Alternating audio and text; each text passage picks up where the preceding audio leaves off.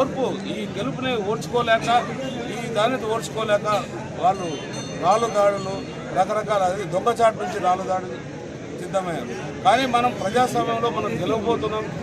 ఎలాగా ఏదైనా రకంగా కూడా మనం అడ్డుకోవాలని వాళ్ళు చూస్తున్నారు. అంటే గలాట లేపి ఈ గలాటలో మనల్ని కూడా భాగస్వామ్యం చేసి మరీ మనం ప్రజలకి ఇంకో రకంగా మెసేజ్ పంపించేకి వాళ్ళు సిద్ధపడుతున్నారు. కానీ ప్రజలు గమనిస్తున్నారు, మేము గమనిస్తున్నాం.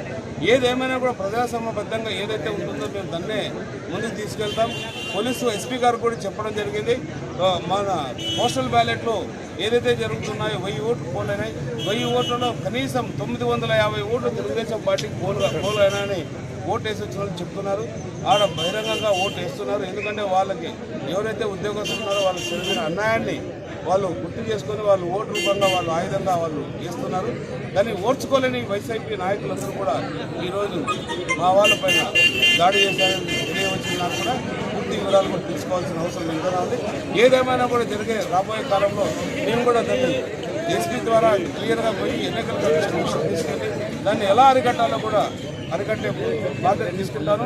ఖచ్చితంగా అరికడతాను.